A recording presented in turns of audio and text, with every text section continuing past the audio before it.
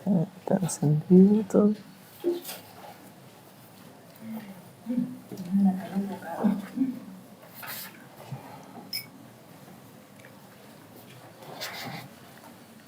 Entonces les invito a ponerse cómodos. Quien desee puede cerrar los ojos, respirar profundamente.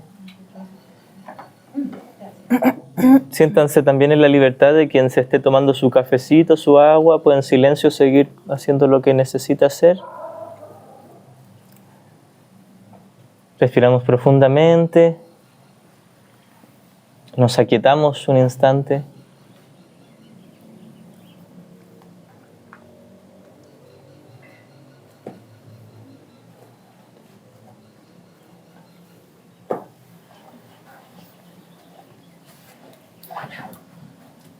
Traemos toda nuestra atención a la mente.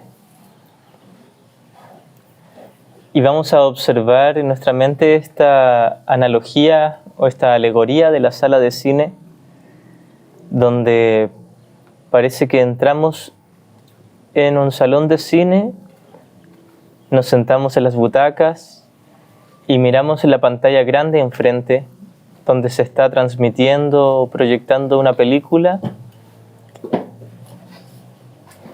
y observamos las escenas de esa película.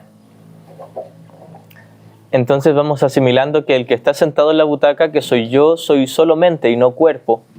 Y lo que es forma, mi cuerpo, la figura con la que me he identificado, está allá en la pantalla. Entonces miro la película, miro la pantalla y está todo mi cuerpo y todos los cuerpos y todo el universo de cuerpos, de formas, de tiempo y de espacio, ahí proyectado en la pantalla. Entonces lo que está sentado en la butaca, que soy yo, es solo la mente, la capacidad de percibir y de interpretar. Y puedo interpretar errada o correctamente, con el ego o con el Espíritu Santo. Entonces ahí en la pantalla puede ocurrir una escena de una situación que yo he juzgado como grave, tremenda, conflictiva, o incluso también una situación que yo le he juzgado muy maravilloso, mi sueño cumplido y lo que yo esperaba, y estoy muy embobado con mis ídolos. Ambas situaciones son exactamente iguales. Ambas imágenes, ambas escenas tienen el mismo valor, y el valor es cero, nada. No tiene valor. Son equivalentes en cuanto a que ninguna tiene valor. Ahora, probablemente me he visto tentado a juzgar una escena como mejor que otra, y esa creencia es precisamente la idea de especialismo. Soy selectivo, soy parcial.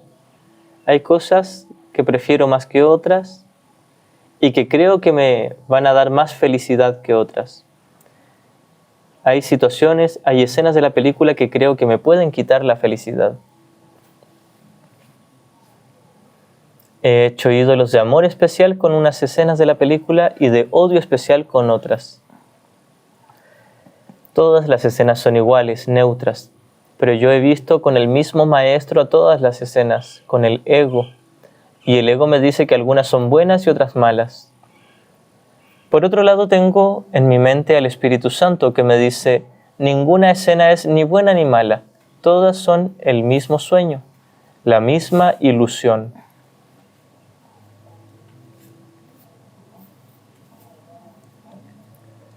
Ante cualquier situación, siempre soy libre de elegir entre el ego y el Espíritu Santo. Al elegir al ego he sentido dolor y culpa, y también especialismo, apego, dependencia, soledad, placer.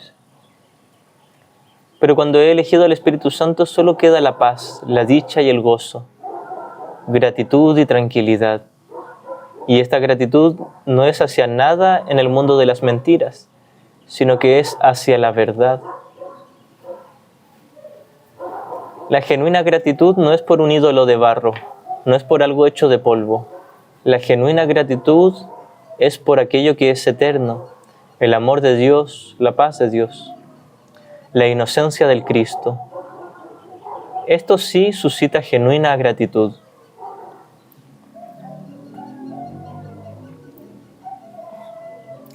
Pero voy a ver mi tentación a querer siempre darle un significado, impregnar mi propia interpretación en todas las escenas y en todas las relaciones.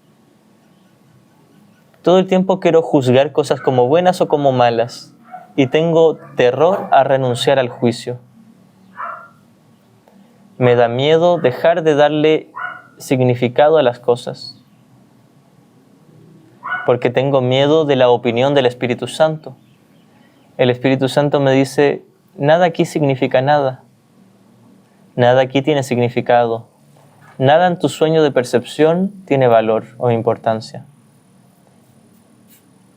Pero ver la santidad en cada uno de tus hermanos, ver la faz de Cristo, eso sí tiene valor e importancia. Eso sí es significativo. Y es precisamente a eso a lo que le tenemos miedo. Tenemos miedo a ver la verdad en nuestros hermanos. En algún nivel porque creemos que si vemos inocencia en ellos, tendríamos que ser nosotros los culpables. Tenemos miedo a una condena ficticia que nosotros mismos hemos imaginado.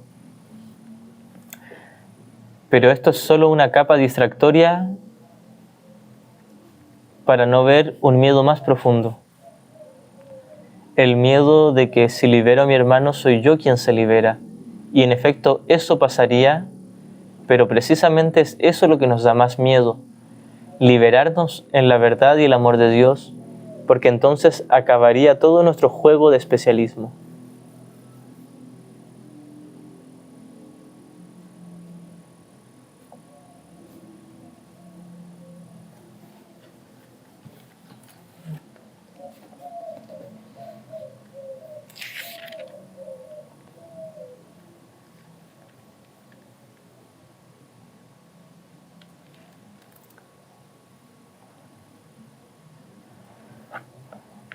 Esta lectura es de la sección segunda del capítulo 14.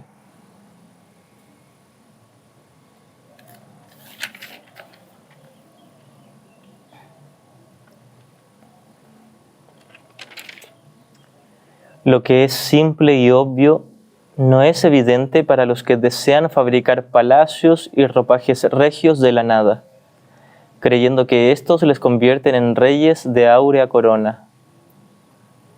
El Espíritu Santo ve esto y enseña simplemente que nada de ello es verdad.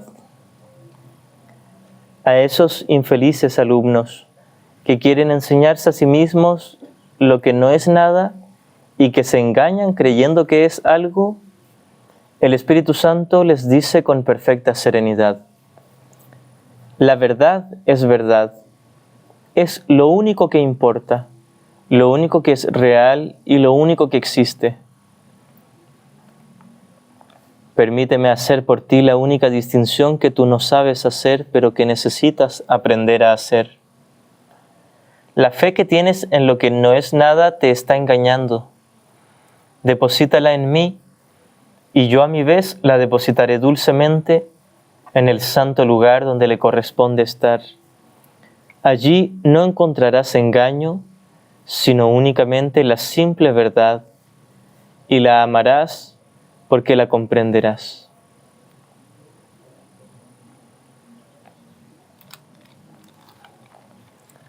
Ahora voy a observar mi tentación a seguir juzgando, seguir creyendo que tengo la razón y deseando tenerla.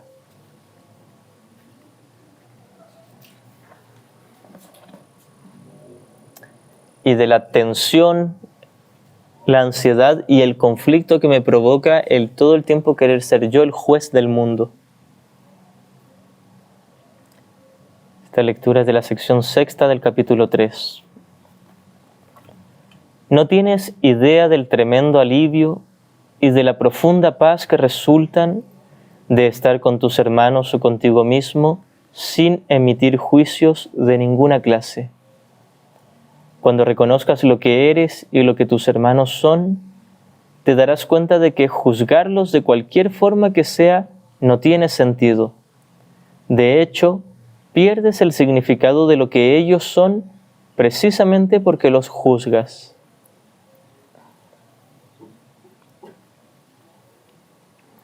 Toda incertidumbre procede de la creencia de que es imprescindible juzgar.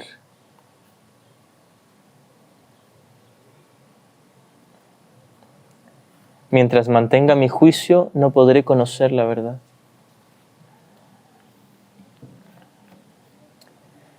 Voy a hacer el trabajo, el ejercicio de intentar abandonar todo juicio, no abandonándolo con sacrificio, sino con liberación y descanso.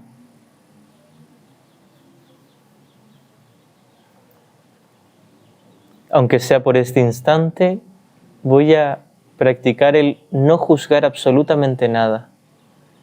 Y voy a darme cuenta de que incluso pensé que ahorita mismo ya no estaba juzgando nada, pero me doy cuenta de que sí seguía juzgando. Y la manera de comprobar que sí estaba juzgando es que había, aunque sea un poquitito de inquietud, ansiedad, miedo, culpa o especialismo.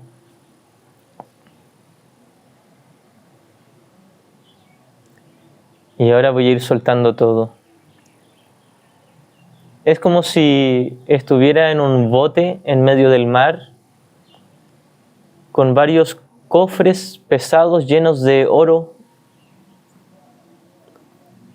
llenos de joyas, cosas que habían sido muy preciadas para mí, que parece que todavía lo son. Y el bote se está hundiendo porque lleva mucho peso. Y me doy cuenta de que la única forma de mantenerme a flote es botar al fondo del mar estos cofres con joyas, oro. Pero le tengo mucho apego a estos cofres. Le he dado mucho valor. Estos cofres representan los pensamientos de juicio, el sentimiento de victimismo, el dolor, el odio, el resentimiento, la culpa, el deseo de ser especial, incluyendo el placer. El placer como una idea en la mente y no como una cosa en sí. Entonces yo creía que eran cosas preciadas, pero por curiosidad se me ocurre abrir uno de esos cofres para ver el oro o las joyas que estaban ahí. Y me doy cuenta de que son solo piedras simples y comunes que encuentro en la calle, que no tenían ningún valor, muy pesadas pero sin ningún valor. Y yo pensé que era oro y joyas y cosas preciadas, y ahora me doy cuenta de que solo pesan sin tener ningún valor. Quizás todavía me vea tentado a creer que son joyas y oro, a creer que todavía valen algo para mí, pero me doy cuenta de que no son nada, son insignificantes. Entonces tomo uno de los cofres y los lanzo al mar. Y me doy cuenta de que el bote se aliviana, pero todavía queda más peso. Se sigue hundiendo, tal vez ahora un poco más lento, pero se sigue hundiendo. Y tengo que botarlo todo, todos los cofres, todas las piedras pesadas, que en su momento pensé que eran joyas preciosas, ahora son piedras insignificantes.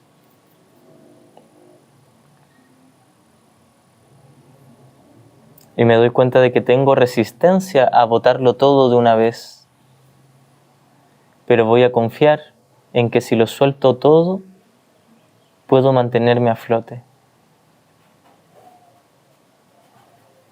Comienzo a soltar todos mis juicios.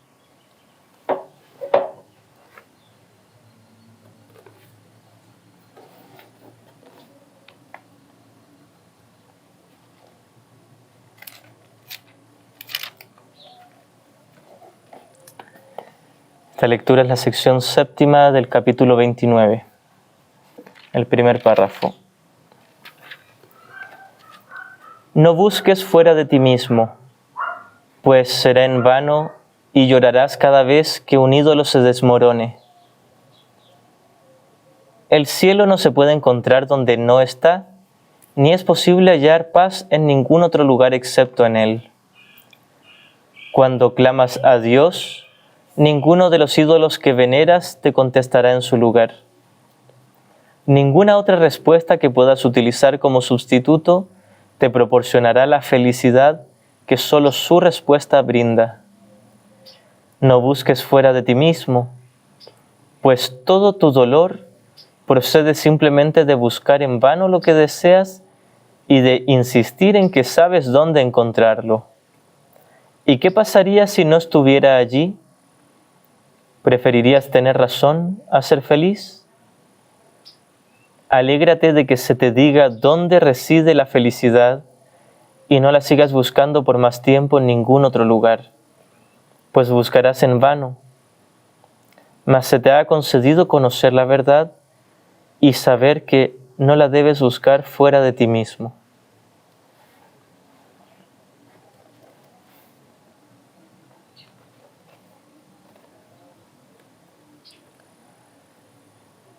Me voy a quedar un instante en este descanso donde suelto todo y me quedo solo con el amor de Dios que ya estaba ahí dentro, solo que no lo podía ver porque lo tenía oculto bajo todos estos pensamientos de conflicto.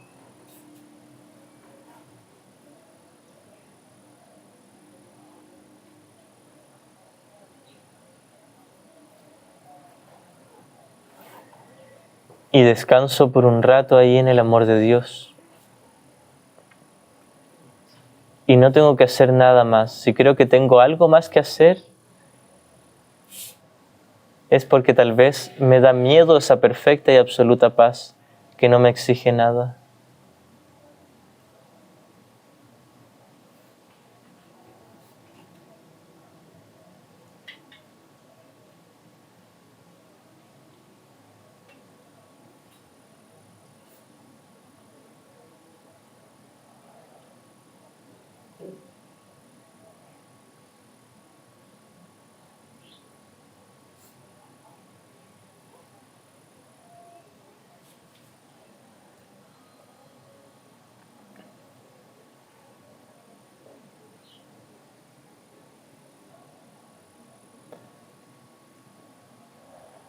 Ahora voy a observar en mi mente a algún hermano o hermana con quien desee sanar algo.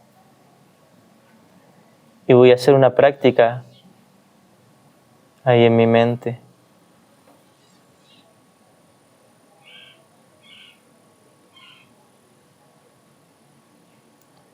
Observo a esta persona y me doy cuenta de que he querido juzgarle.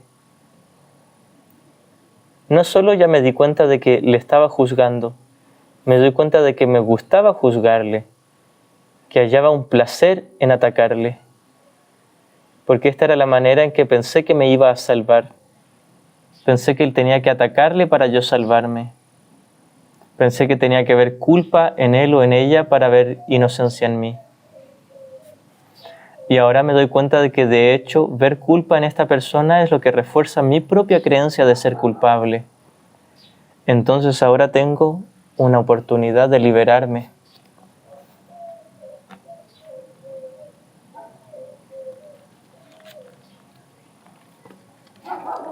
Tal vez aún tenga resistencia a perdonarle completamente, pero voy a avanzar hasta donde pueda hoy. Sección tercera del capítulo 8. El encuentro santo.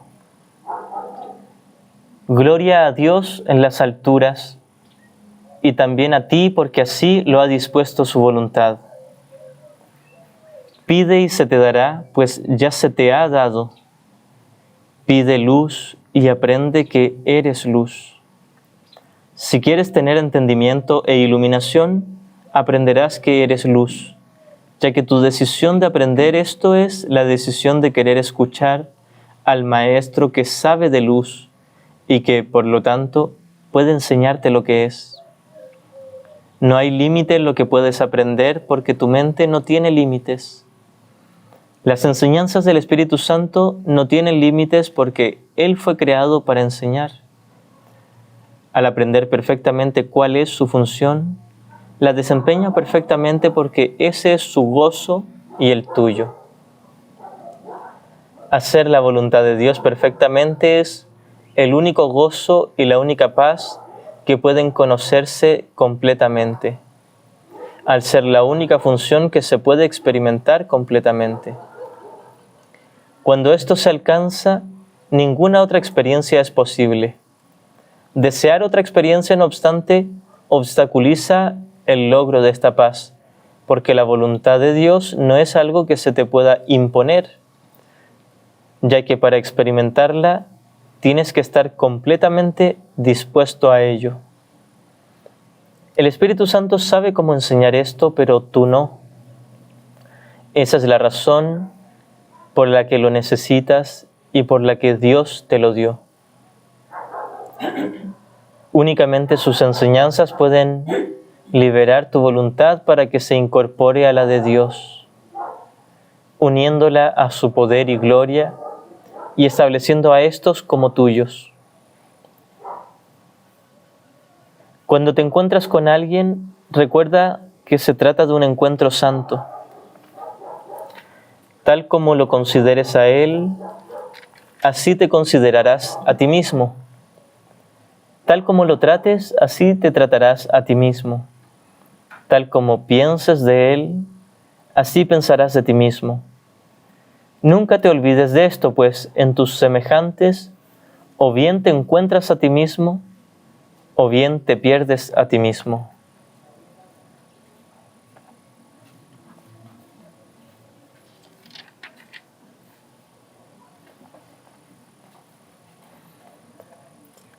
Capítulo 22, sección segunda, párrafo 7.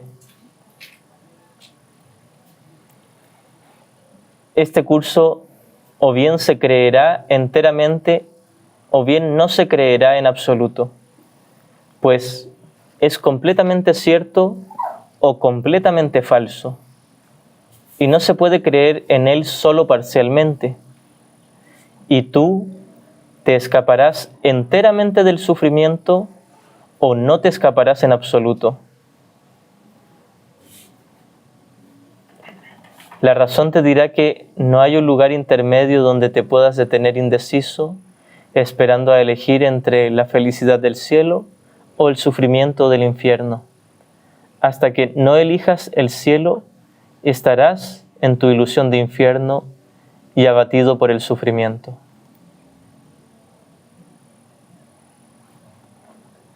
Voy a observar nuevamente a esta persona ahí en mi mente y voy a recordar: tú eres mi Salvador, mi Salvadora. Ambos caminamos juntos y no puedo ir sin ti, pues eres parte de mí. Y hasta que no te perdone completamente, no me voy a liberar. Y tal vez eso era lo que yo quería, precisamente mantenerme prisionero con los juicios que te daba a ti, porque he tenido miedo de despertar. Hoy quiero aprender que me conviene despertar a través de liberarte.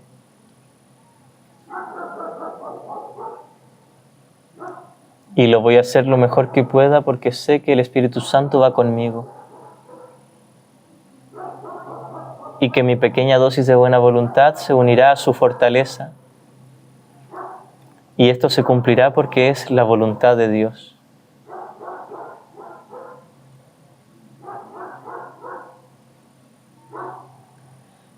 Y la voluntad de Dios se hace.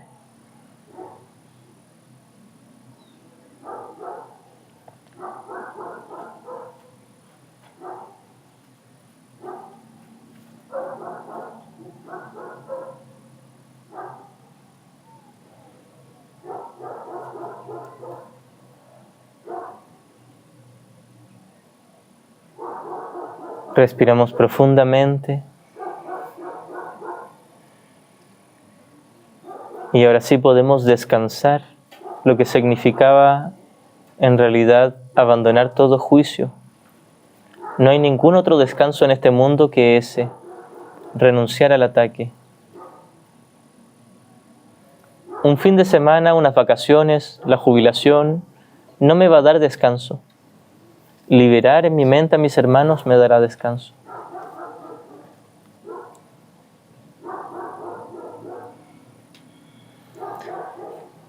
Lentamente vamos a ir volviendo aquí, a poquito. Cuando nos sintamos listos podemos ir abriendo los ojos.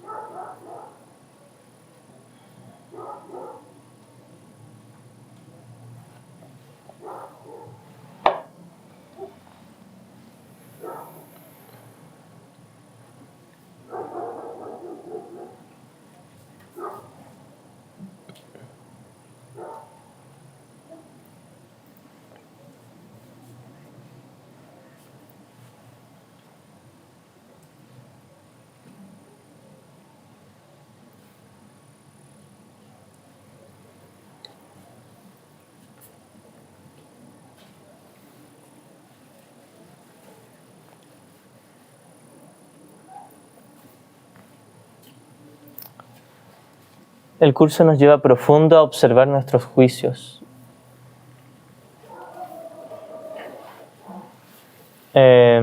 Nos lleva a ser honestos con respecto a que hay mucho conflicto ahí en nuestro interior. Si bien siempre nos está aclarando muy bien que ese conflicto de por sí es una ilusión, no es real, no es algo peligroso, no es un pecado, es solo un error. De hecho, esto es lo que hemos estado enfatizando bastante en este taller. No hay pecados, hay solo un error. Y el error no tiene que ver con una conducta en específico, sino con un pensamiento de ataque o un pensamiento de deseo. El deseo y el ataque son exactamente lo mismo. Deseo mis ídolos, estoy en conflicto. Juzgo a mis hermanos, estoy en conflicto. O me condeno a mí mismo, la culpa, estoy en conflicto. Cuando abandono todo pensamiento de deseo o de juicio y de autojuicio, cesa la guerra en mi interior, cesa el conflicto y lo que queda es simplemente paz. Entonces el punto es notar dónde estoy condenando a alguien o a mí mismo, dónde estoy haciéndome dependiente de ídolos, deseando cosas y abandonar ese deseo. Y quiere decir abandonar la inversión mental y no el objeto en sí. No quiere decir que yo abandone a mi pareja, a mi familia, a mi casa, a mi coche. Quiere decir que abandono mi dependencia mental. Y no porque se me obligue, sino porque ahora reconozco que me conviene renunciar a esa dependencia. Solo lo hago porque sé que me sentiría mejor, no porque simplemente se me dice que es lo correcto y que es lo que se debiera hacer. La idea no es practicar esto como una obligación impuesta, sino porque sabemos que se siente bien hacerlo. Ahora, tenemos que tener en cuenta la resistencia que vamos a tener al hacer esto. Una parte de nosotros nos dice, no se siente bien, no renuncies a la idolatría o al ataque. Una parte de nosotros cree que se va a sentir bien con el victimismo, el dolor o la dependencia y el apego. Una parte de nosotros cree que se siente mejor en el miedo que en la perfecta paz. Por lo tanto, vamos a tener al principio resistencia.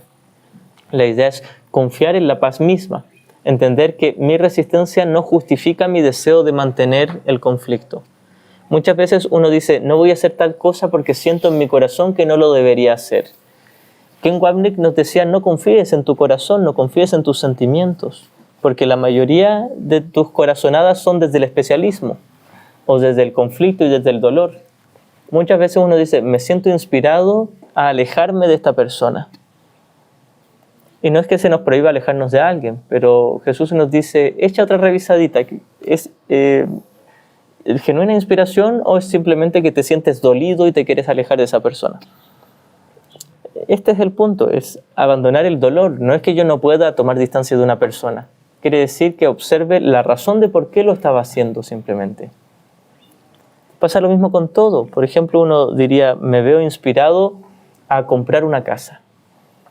Y el Espíritu Santo nos diría, el punto es observar para qué la estás comprando. Quizás todavía crees que eso te va a dar seguridad o tranquilidad. Y si somos honestos, quizás sí, teníamos una inversión mental en ello. O quizás simplemente el Espíritu Santo nos inspiró porque era útil y ya no le damos ningún significado a la casa. El punto es observar con mucha honestidad el hecho de que probablemente sí le estamos dando un significado y sí estamos poniendo una inversión mental ahí. Y luego solo abandonar esa inversión mental, no abandonar la casa, no necesariamente. Solo abandonar el apego mental, abandonar la creencia de que hacer algo aquí me iba a dar seguridad, tranquilidad, felicidad o paz. Es solo observar el propósito, observar el error en la mente. El error no es comprarse una casa, no es tener una pareja, el error no es ir de viaje a otro país. El único error es creer que hacer algo iba a deshacer mi dolor o iba a llenar un vacío en mi interior. Ese es el único problema. Es un juicio en la mente, un pensamiento, una idea errada. Por eso insistimos, todo el problema está en la mente. Porque es muy fácil caer en la tentación de decir, entonces ya no compro la casa o ya no tengo una pareja, y no se nos está pidiendo eso. Simplemente se nos dice que si queremos una genuina paz, debemos reconocer que nada en este mundo va a ser la fuente de esa paz. Y el dejar de tener cosas en el mundo tampoco va a garantizar la paz. Mucha gente renuncia a todas sus pertenencias materiales, creyendo que eso le va a dar algo de paz o felicidad, y se van a quedar con el mismo vacío interior, el mismo dolor. Si es que no practican el perdón en su mente, por mucho que regalen todas sus pertenencias a los pobres, van a seguir con la misma sensación de separación, porque creen que están haciendo algo significativo y no están renunciando a nada realmente. Porque el problema no estaba en mis pertenencias materiales, el problema estaba en un pensamiento de separación, en un pensamiento de ataque o de deseo. Solo un pensamiento. Ninguna conducta es el problema, solo el pensamiento. Es el juicio, un juicio de ataque o un juicio de obtención, de deseo. Ese juicio, esa idea, ese pensamiento. Ese es el único problema. Ahora fíjense, es muy tentador todo el tiempo querer ver el problema afuera. Y uno dice, le grité a tal persona, cometí un error. Ya entendiendo que no hay pecados y que solo hay errores, ahora decimos, cometí un error de gritarle a mi pareja. Y Jesús nos diría, ese no es ningún error. El error está en tu mente, en que crees que estás separado de tu pareja, o de tu hijo, o de quien sea con quien discutiste. El error es un pensamiento de separación, no un sonido en la boca. El error no es forma, sino contenido. Es un juicio. El juicio es pensamiento, no palabra. Lo que comentamos hace un ratito, hay mucha gente que dice, yo ya no juzgo nada, y es porque simplemente se callaron la boca, pero la mente sigue atacando. No abandonaron ningún juicio, solo se silenciaron, se pusieron en mute, pero no abandonaron el ataque, el conflicto. Lo que tenían que hacer era solo abandonar el conflicto en la mente, no en su boca. El callarme y quedarme sin decir nada no resuelve nada. Lo mismo con el decir todas las cosas, decir, tú hiciste eso mal, tampoco resuelve las cosas.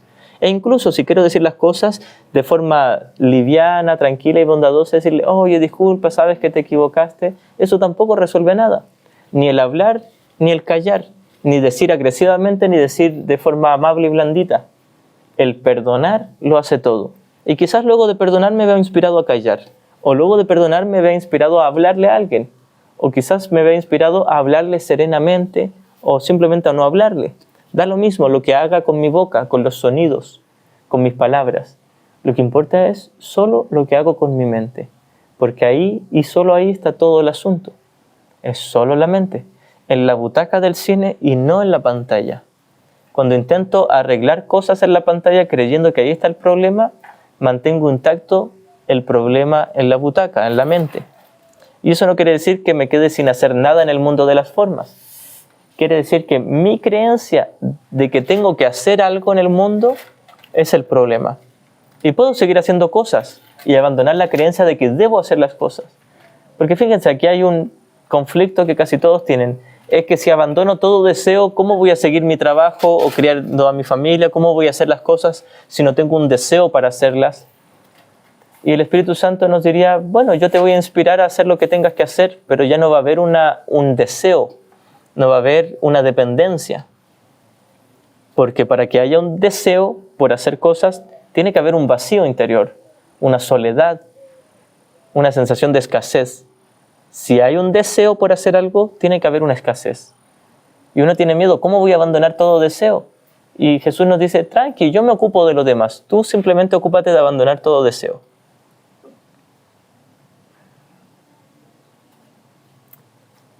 Tenemos también miedo, terror a abandonar nuestros juicios. Ahí en el capítulo 15 la sección quinta creo que es, hay una parte donde Jesús dice, en el contexto de los juicios, de abandonar los juicios,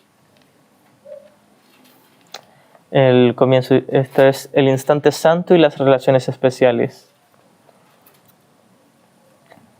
El primer párrafo dice, el instante santo es el recurso de aprendizaje más útil de que dispone el Espíritu Santo para enseñarte el significado del amor. Pues su propósito es la suspensión total de todo juicio. A propósito, a mí hace poquito me hicieron una pregunta con respecto al significado del amor, porque me dijeron, si en la intro del texto dice que este curso no te va a enseñar el significado del amor, y aquí dice que el instante santo te va a enseñar el significado del amor, ¿no es contradictorio? Va a depender del contexto. Aquí escribimos amor con A minúscula porque es el instante santo, es el amor de la mente correcta y no el amor con A mayúscula del cielo. No está hablando del conocimiento, sino de una percepción correcta. El instante santo es el recurso de aprendizaje más útil de que dispone el Espíritu Santo para enseñarte el significado del amor, pues su propósito es la suspensión total de todo juicio. Los juicios se basan siempre en el pasado, puesto que tus experiencias pasadas constituyen su base. Y aquí cuando habla del pasado no habla de una escena pasada, sino de mi creencia de que cometí pecado en el pasado. Y a través de ese lente de mi propio supuesto pecado, veo la pantalla y veo pecado en todo. Por lo tanto, juzgo en todo. Como creo que yo pequé en el pasado y que soy culpable en el presente, proyecto la culpa en mis hermanos, juzgándoles, y entonces mi juicio hacia ellos de ataque proviene de mi creencia de que en el pasado he cometido pecado. Los juicios se basan siempre en el pasado, puesto que tus experiencias pasadas constituyen su base. Es imposible juzgar sin el pasado, ya que sin él no entiendes nada. Por lo tanto, no intentarías juzgar porque te resultaría obvio que no entiendes el significado de nada. Esto te da miedo. Nos da miedo el dejar de juzgar. Pues crees que sin el ego todo sería caótico, mas yo te aseguro que sin el ego todo sería amor. Ahora, estamos hablando de que sin el ego o sin los pensamientos de juicio todo sería amor en mi mente, que en este caso es el amor con A minúscula, que es el instante santo. Habría paz en mi mente. Porque muchas veces he escuchado maestros que leen estas líneas y dicen, si tú dejas de juzgar, todo en tu mundo va a ser amor. Y no se trata de la pantalla, se trata de mi mente. Tienen la creencia muchos estudiantes de que si tú dejas de juzgar, el mundo te va a comenzar a tratar bien. No necesariamente. A veces sí, pero a veces no. Entonces no es algo garantizado de que si tú practicas el perdón, todo aquí se va a acomodar de forma rosadita. Todo bonito. No necesariamente. Y ya Jesús lo demostró en la cruz. Jesús en la cruz dejó de juzgar por completo, pero no todos le trataron muy amablemente. Entonces no es un resultado en la pantalla, es un resultado en la mente. Y es ese resultado el que nos da miedo. Y nos hacemos creer que nos da miedo las cosas en la pantalla, lo que nos da miedo es lo que está en la butaca. Primero nos da miedo ver la culpa. Y más profundamente lo que nos da miedo es ver la inocencia. Por eso es que nunca dejamos de juzgar, porque no queremos juzgar porque nos da miedo. Hasta que hacemos un alto y reconocemos que tiene que haber otra manera, y entonces renunciamos al juicio. ¿Es posible renunciar al juicio? Por supuesto que sí. ¿Es posible la paz en este mundo, hablando de la mente que sueña con el mundo y no de la pantalla? Sí, es posible. En el manual, cuando hace esa pregunta, ¿es posible la paz en este mundo? Haciendo referencia a la butaca, a la mente que está soñando y no a la pantalla. Y el principio dice que este mundo se inventó para que no hubiese paz, que siempre hubiese conflicto, pero al final nos dice, ¿cómo podría no ser posible la paz cuando entre las dos alternativas que tienes solo una es verdad, que es la paz? O sea que cuando estás en falta de paz, no estás en ningún estado real. Es solo una ilusión de falta de paz. Al final, solo la paz o la ausencia de juicio es la única verdad. Pero para experimentarla, tenemos que renunciar a la mentira, al juicio. Jesús dice que lo único que está justificado en este mundo es el perdón. Hablando nuevamente de este mundo como la mente que lo está soñando. Lo único que está justificado en mi mente es el perdón. Por eso dice que la verdadera justicia es perdonar. Y nosotros creemos que justicia en realidad es la venganza. Que cuando cobramos venganza recién se hizo justicia, eso es lo que cree el ego. Pero cuando en tu mente liberas a tus hermanos, eso es justicia. Y estamos hablando nuevamente de la mente. No quiere decir que yo vaya a una cárcel y abra todas las rejas de las cárceles y libere a todos. No se trata necesariamente de eso. Se trata de que en mi mente libere a mis hermanos. No se trata de que yo vaya al zoológico y libere a los leones y los tigres. Se trata de que en mi mente renuncie a encarcelar a la filiación. En mi mente renuncie a condenar. Aclaro esto porque muchas veces uno tiene una confusión de niveles y cree que en el nivel conductual tiene que liberar a la gente. Si uno se ve inspirado a hacerlo en el nivel conductual, perfecto, y no hay nada de malo, pero no es un requisito. No es un requisito hacer algo en el nivel de la forma. A menos que yo me vea inspirado a hacerlo y no hay ningún problema. Pero el punto es la mente. Es en la mente y solo en la mente donde tengo que abandonar el conflicto. Porque todo conflicto siempre estuvo solo en la mente. En este mundo no hay verdaderos conflictos, hay ilusiones de conflictos. No está pasando nada en este mundo. No hay nada y eso nos da miedo. Preferimos creer que está pasando algo y tener miedo con respecto a eso que creemos real a reconocer que no ha pasado nada. Nos da más miedo reconocer que estamos a salvo y que no hay peligro a creer que estamos en peligro. Nos da terror reconocer que no hay peligro. Nos da terror reconocer que solo hay salvedad. Y preferimos engañarnos y sentir miedo y sentir peligro. Esa es nuestra preferencia. Todo el tiempo estamos prefiriendo la mentira porque nos da miedo la verdad. La ayuda que nos da un curso de milagros es mirar honestamente esto sin condenarnos. Y todo el tiempo nos alienta diciéndonos, hermano, hermana, tienes un pequeñito error en tu mente. Solo te creíste una mentira, pero tu mentira no ha tenido efectos reales. Ya estás a salvo. Por mucho que tú creas estar en peligro, el Cristo en ti ya está a salvo. Por mucho que tú creas estar en peligro, no se te va a condenar. Al contrario, se te va a corregir amorosamente. Esto es lo que hace el Espíritu Santo. El Espíritu Santo es amor, es ternura, es bondad, es paciencia. El Espíritu Santo no pretende hacernos sentir culpables o exigirnos humillación por nuestros errores. Al contrario, nos recibe con los brazos abiertos, diciéndonos, hermano, no ha pasado nada. Estás a salvo. Estabas en una demencia temporal, pero hoy puedes comenzar a renunciar a ella y recordar que ya estás a salvo y tal vez al principio tengas miedo y resistencia, pero tienes que confiar. El Espíritu Santo nos llama a confiar en su respuesta. No a confiar y tener fe de que todo vaya a resultar bien en la pantalla, todos los cuerpos se van a morir. Nada resulta muy bien aquí.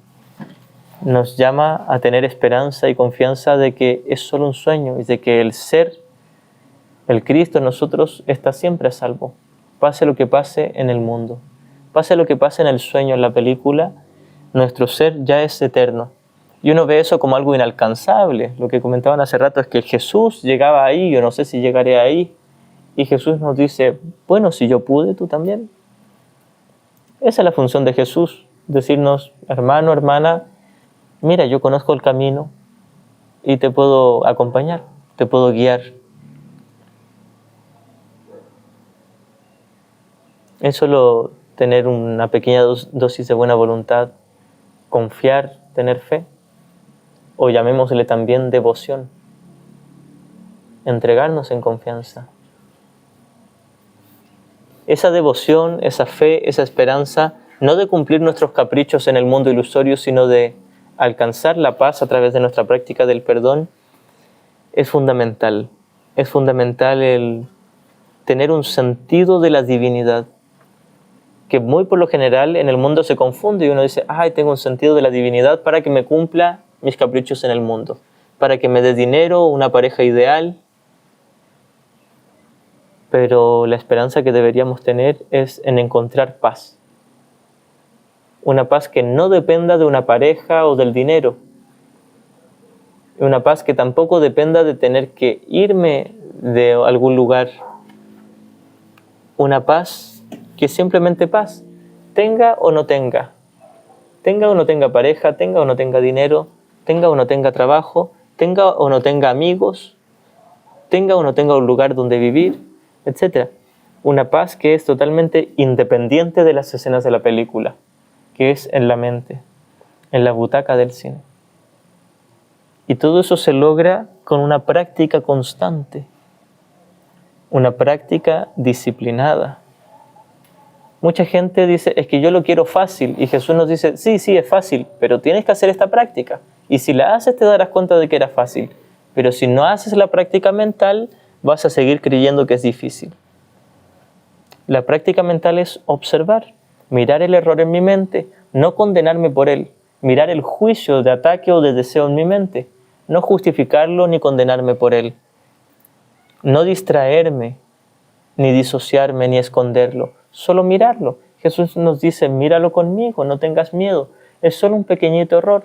Sí, tienes tu mente errada, llena de odio, de ataque, de conflicto, de culpa, pero es toda la misma ilusión.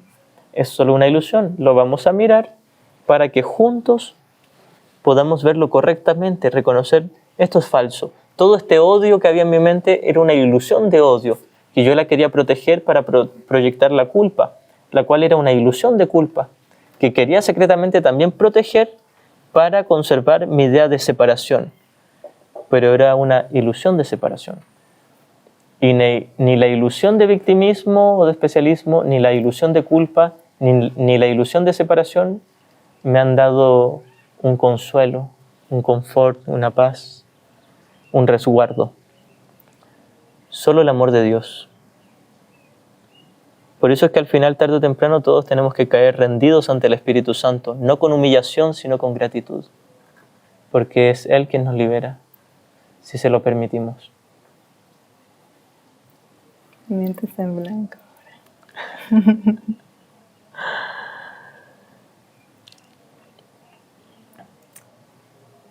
El tema de este bloque es sobre los juicios.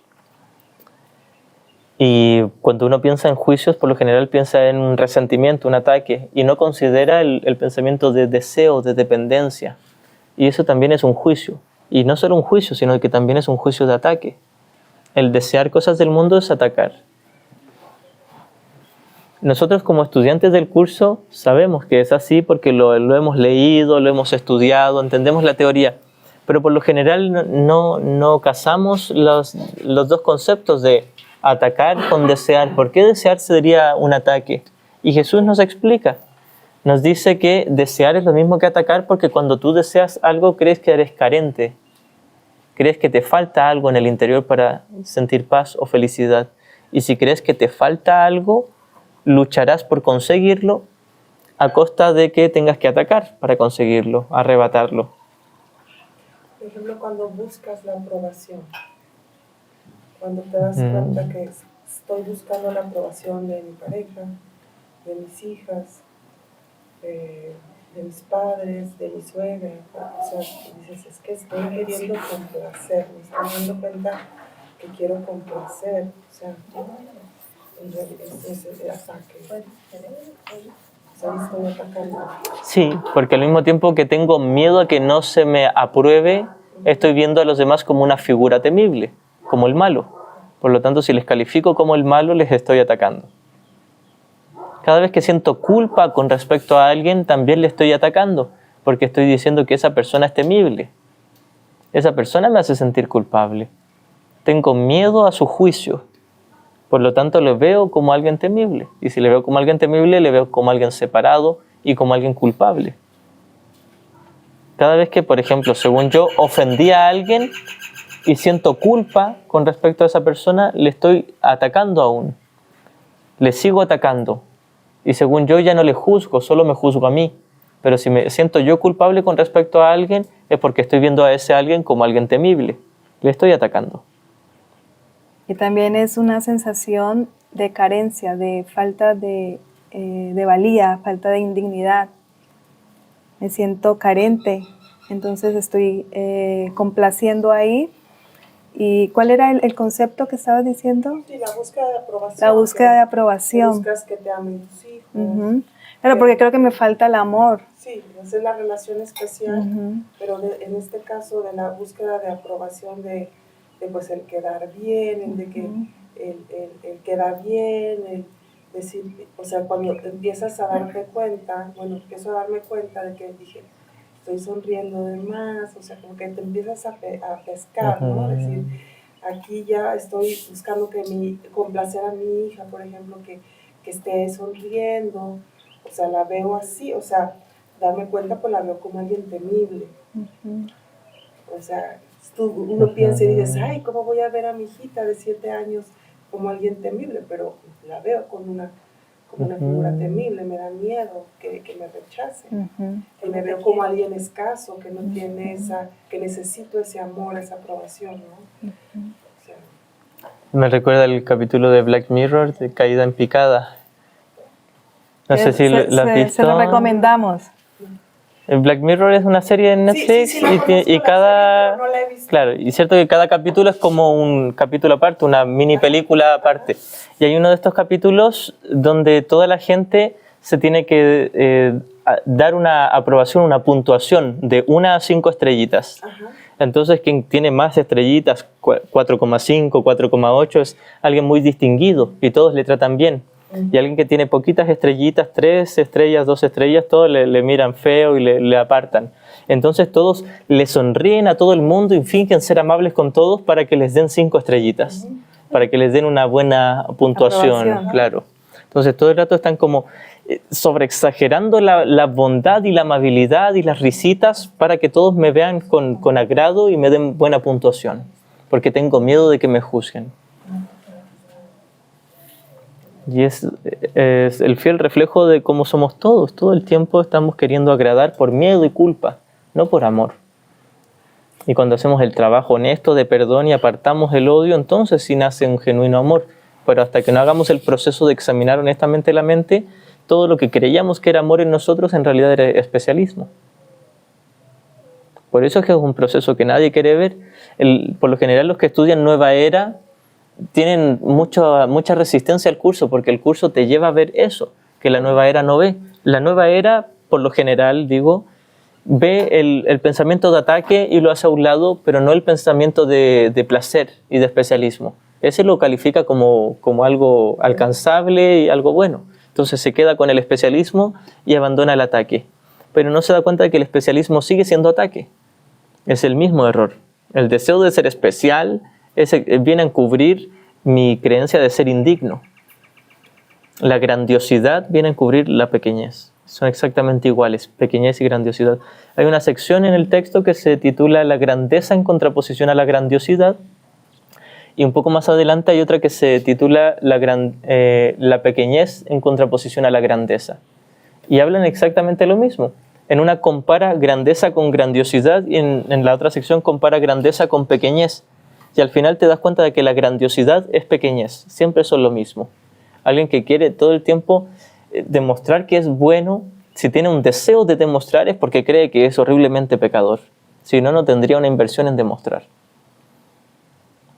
Y eso nos lleva a ver a los demás también como figuras temibles y proyectar culpa en ellos. Uno dice, es que lo hago todo por mi familia. En realidad es que les odio, todo el rato les veo como opresores. Incluso si no hacen nada, ni me exigen nada, yo quiero ver como que me exigieran para yo victimizarme y dejarlos a ellos como los malos y a mí como la indefensa víctima. Y yo siempre pongo el ejemplo de las mamás que le piden a los niños que les ayuden en el aseo, los quehaceres, y los niños con pereza no les ayudan. Pero cuando los chicos les van a ayudar, dicen, no, ya no hagas nada, yo lo hago. Claro, cuando se les va a dar la ayuda no la aceptan porque inconscientemente piensan, es que si tú me ayudas ya no voy a tener una excusa para victimizarme contigo. Entonces sigue ahí con tu pereza para que yo pueda acusarte. Porque si te pones bueno ya no voy a poder proyectar en ti.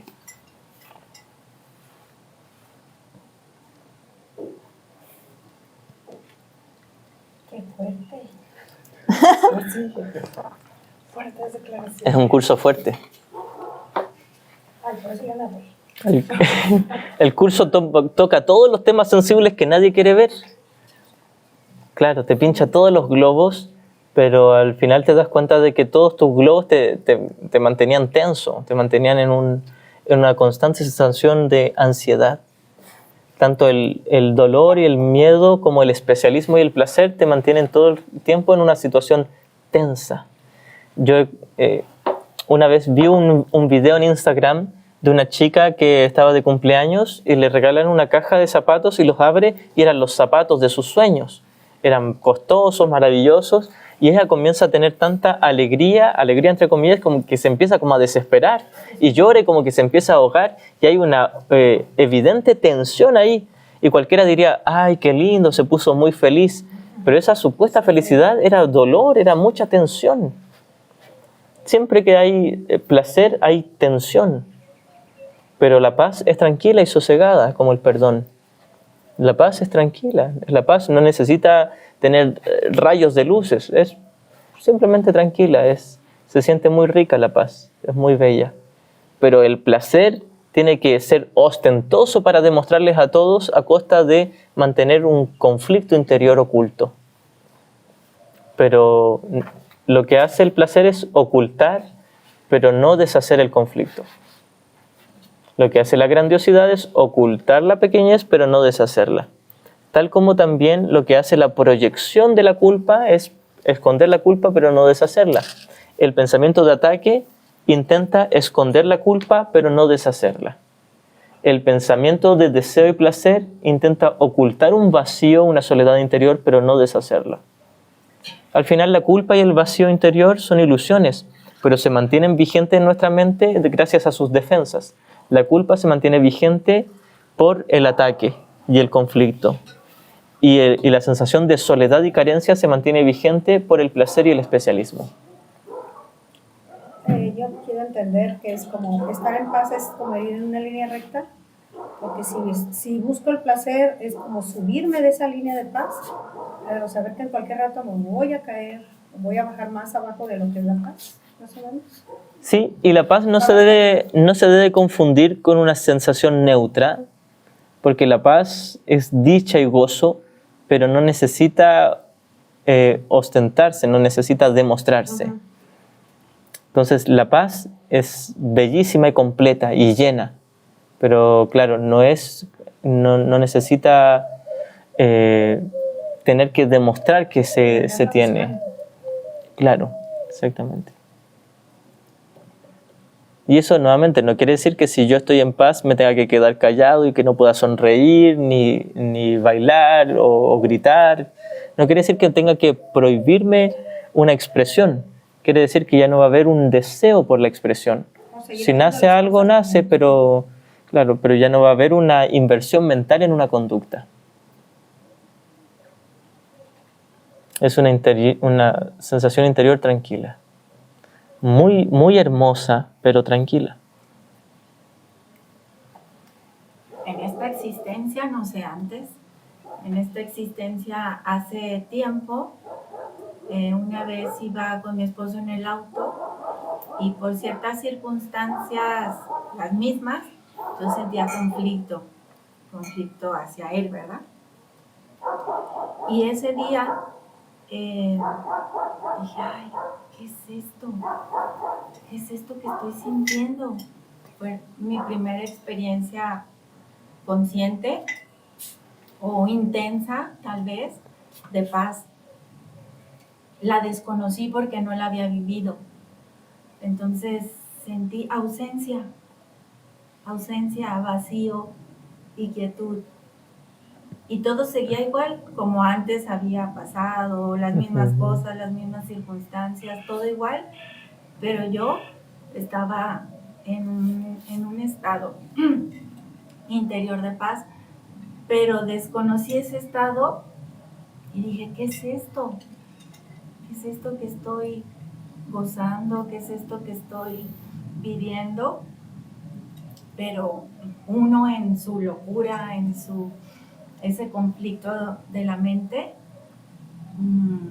no conocemos la paz en nuestro cuerpo, en nuestra mente, en nuestra totalidad, la desconocemos y y creemos que todo eso es normal, así como lo vemos y lo vivimos y lo sentimos, es la normalidad. Y la esencia es lo que es. Estamos más bien atrapados en esa ilusión, pero recuerdo bien ese momento. He tenido diferentes, pero ese en especial, como fue el primero en esta existencia, no sé, antes, fue algo muy disfrutable, muy hermoso, muy hermoso. La paz es indescriptible hasta que la vives, la gozas, la respiras. Sí. Eso me recuerda una cita que está en este mismo capítulo al comienzo. Capítulo 15 al comienzo dice: ¿puedes imaginarte lo que sería no tener inquietudes, preocupaciones ni ansiedades de ninguna clase, sino simplemente gozar de perfecta calma y sosiego todo el tiempo? El contexto aquí es que esa es la utilidad del tiempo, ocupando el mundo como un salón de clases. Pero la manera de llegar a eso precisamente es a través de la práctica del perdón, del instante santo. Que de seguro quizás en esa experiencia tú te rendiste y soltaste algún juicio, alguna tensión mental, y si sueltas al ego, lo que queda es ese gozo del Espíritu Santo, inmediatamente. No pasa ni un segundo entre el momento en que abandonas al ego y llega el Espíritu Santo, porque ya estaba ahí. Y eso podemos decir que es el instante santo, el propósito al cual nos lleva este curso. Y esos son los atisbos que nos van atrayendo cada vez más para comprometernos con esta práctica de perdón en nuestra vida. Y esa sensación como de que desconocemos eso es la resistencia que todavía tenemos, porque si nos entregamos ya completamente a esa experiencia, se deshace por completo el ego. Entonces estamos a ratitos ahí, 30 segundos, tal vez un minuto, y después volvemos a algún pensamiento de preocupación, de ansiedad, etc. Porque claro, nos da miedo quedarnos ahí. Es la resistencia a desaparecer como un ego. Pero al estarnos un ratito ahí ya nos da una noción de cuál es la experiencia. Al estar ahí ya nos da una certeza de la verdad. Entonces es seguir, es eso. Ya experimenté algo, ya experimenté a Dios, ya experimenté la paz. Y como dices, bueno, uno, el ego y está uno así, pero es el hilo conductor que ya y lo que te va a ir dando una buena base, una fortaleza para continuar el camino. Seguir profundizando en esa confianza en el Espíritu. A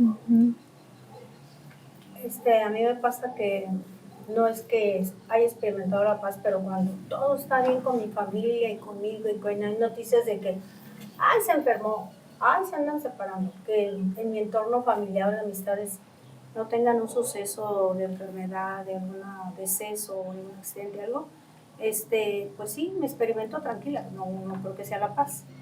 Pero cuando estoy en esa situación de que tensa, de que le está yendo mal a alguien de mi familia, o que estoy en el hospital, yo ahí pierdo mi tranquilidad. Sé que no es paz. Y por más que digo, Espíritu Santo, ayúdame, pero está mi mente a 1000 por hora pensando todo lo que pudiera suceder. Ustedes cuando han estado en un conflicto así, ¿qué es lo que hacen? Practicamos el perdón.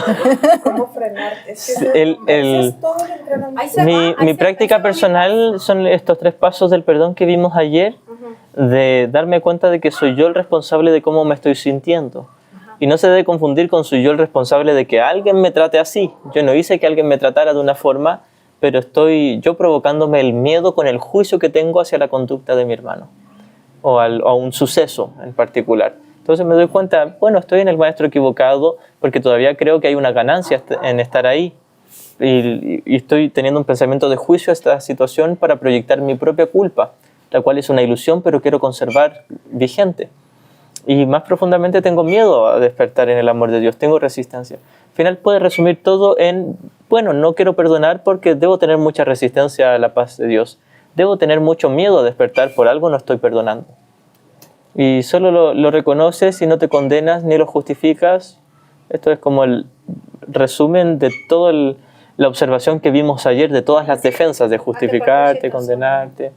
Sí, solo te das cuenta, estoy una vez más en el maestro equivocado y todavía creo que me conviene el maestro equivocado, pero no me está dando nada. Si luego renuncias a ello. Para mí es cuando me dicen, ay, tu sobrina o tu hermana o alguien está en el hospital y está muy mal, y digo, no, ay, esto qué diagnóstico será, que o algo así. O noticias malas, o incluso a mis perros, ay, que tu perrito ya le salió un tumor, ay, miedo a la muerte, miedo a perder, y mientras que me llegue esa paz, pues, ay, Espíritu Santo, ayúdame, pero no había practicado el perdón. ¿Sabes? Yo por lo general casi nunca hablo de mis experiencias personales, pero quizás esto pueda ser útil. Yo hace poquito estuvimos en Playa del Carmen y tocaron unos días muy ricos allá.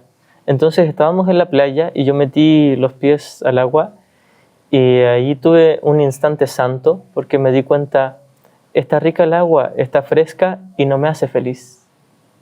Se sentía tibia, el aire tibio, todo placentero entre comillas, pero no me está dando nada. Y al darme cuenta de que toda la situación, que era un paisaje hermoso, una temperatura muy rica, no me estaba dando nada, ahí me di cuenta, soy libre, aunque sea por ese instante, tuve un atisbo de soy libre, esto no me está dando nada, gracias a Dios. Y luego sí me sentí muy bien. Entonces hay una línea donde Jesús dice, no confundas una simple tregua con la paz de Dios. Cuando todas las cosas parecen estar tranquilas en la pantalla y tú no has soltado al ego, estarías como en una tregua con un temor subyacente. Y cuando algo cambió en la pantalla, ahí sale a flote el miedo que todo el tiempo estuvo ahí, pero disfrazado. Entonces cuando te das cuenta de que en realidad este mundo no te da nada y que en esas situaciones donde parece estar todo tranquilo tampoco tienes ganancia, entonces puedes ir a la verdadera ganancia, a la significativa. Cuando te das cuenta que está todo tranquilo, que hay un rico clima, con gente agradable, y cuando te das cuenta de que eso no te está dando nada, entonces puedes llegar a la verdadera paz de Dios, a la libertad. Y la resistencia es verme ahí cuando surge el ¡y! Recibes una noticia pero ese ¡y! No viene de la noticia. No es porque a tus sobrinos les pasó algo. Y la resistencia es quererme creer que es por los sobrinos, pero entonces ya empezar a practicar el perdón es tomar conciencia que es una elección que estoy tomando en este momento de elegir no querer de sufrir. Estar con miedo. Claro, estar con miedo. Sí. Y por eso es que lo que estuve intentando hacer ahora es relacionar el pensamiento de ataque con el deseo. Ambos son el mismo juicio. Porque aquí lo que leímos hace un rato del capítulo 3, que dice no tienes idea del tremendo alivio, descanso que se siente de estar en presencia de tus hermanos o de ti mismo y no tener ningún juicio de ninguna clase. Es lo mismo, podríamos parafrasearlo y decir no tienes idea del tremendo alivio que sentirías de estar en presencia de tus hermanos o de tu casa o tu patio o donde sea y no tener ningún deseo de ninguna clase. Ese sí que es descanso.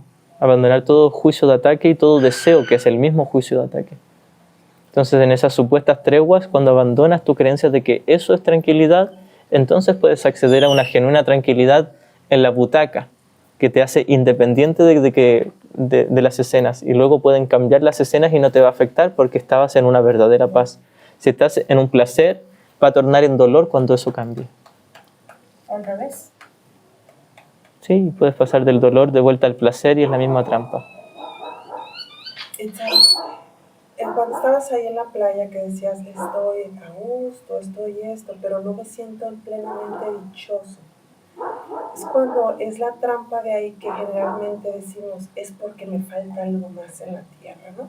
que empezamos a buscar otra cosa. Claro, y siempre hay un nuevo ídolo mejor, para... diferente, ¿no? Buscamos algo mejor, algo diferente, otro placer. O sea, dices, es que, me falta una alberca. Es que a lo mejor si nos vamos mañana a un yate. O sea, estás buscando más placer. Entonces, ahí la tentación ahí fue, no, es que esto no es la dicha. O sea, tú ahí fue cuando te fuiste a la mente y reconociste que lo tenías todo, pero no porque lo tenías todo en la pantalla, sino porque sabías que ya lo tenías todo en Dios. Sí, te tengo una lectura que precisamente profundiza ese tema de la manera en que casi nadie quiere oír, pero supongo que ya estamos maduros para oírla. La muerte. No hay elección posible allí donde el final es indudable. Tal vez prefieras probar todos los caminos antes de darte cuenta de que todos son lo mismo. Los caminos que el mundo ofrece parecen ser muchos, pero llegará un momento en que todo el mundo comenzará a darse cuenta de cuán parecidos son unos de otros. Hay quienes han muerto al darse cuenta de esto porque no vieron otros caminos que los que ofrecía el mundo. Y al darse cuenta de que no conducían a ninguna parte, perdieron toda esperanza. Sin embargo, ese fue el momento en que pudieron haber aprendido la lección más importante de todas. Todo el mundo tiene que llegar a este punto e ir más allá de él. El punto en que te das cuenta que este mundo no te da nada. Ciertamente es verdad que el mundo no ofrece elección alguna, mas esta aún no es la lección. La lección tiene un propósito, y con esto llegas a entender para qué es. ¿Por qué querrías probar otro camino, otro cuerpo u otro lugar cuando ya te has dado cuenta de cómo comienza la lección, aunque todavía no percibas para qué es? Su propósito es la respuesta a la búsqueda que tienen que emprender los que todavía creen que se puede encontrar otra respuesta. Aprende ahora, sin dejarte abatir, que no hay ninguna esperanza de encontrar respuesta alguna en este mundo. Mas no juzgues la lección que apenas acaba de comenzar con esto, ni busques ninguna otra señal en el mundo que te haga pensar que tal vez haya otro camino. No sigas tratando de encontrar esperanzas donde no las hay. Acelera tu aprendizaje ahora y comprende que desperdicias el tiempo si no vas más allá de lo que ya has aprendido hacia lo que aún te queda por aprender. Ya aprendiste que el mundo no te da nada. Pero si vas todavía en pos de otro nuevo ídolo, te estancas y te vas a quedar en una depresión. Ir más allá de reconocer que nada aquí te va a dar felicidad es ir hacia el Espíritu Santo, en la mente. Pues desde este punto, cuando reconoces que este mundo no te da nada, el más bajo, el aprendizaje te llevará a cumbres de felicidad en las que verás el propósito de la lección refulgiendo claramente y perfectamente al alcance de tu comprensión.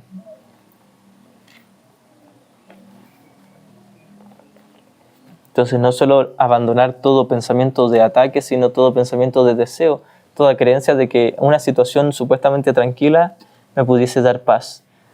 No me la va a dar, no me va a dar nada. Por eso Jesús demostró que para él no había ninguna diferencia entre charlar con sus amigos o que le estuvieran atravesando clavos en las muñecas. Él todo el tiempo estuvo en tranquilidad. Podría estar en Playa del Carmen o en el interior de un volcán, sea donde sea. Iba a estar tranquilo, porque no se identificaba con el personaje ni con los sucesos en la pantalla. Solo se identificaba con su mente y podía ver a todos sus hermanos como mentes, y más profundamente como el Cristo. Simplemente se dedicó a ver el Cristo en todos sus hermanos. Y es eso lo que nos da miedo. Y nuevamente nosotros decimos, es que es Jesús, y lo vemos como inalcanzable, y Él nos dice, estoy aquí ahora. Te ofrezco todo lo que tengo ahora mismo, si lo quisieras.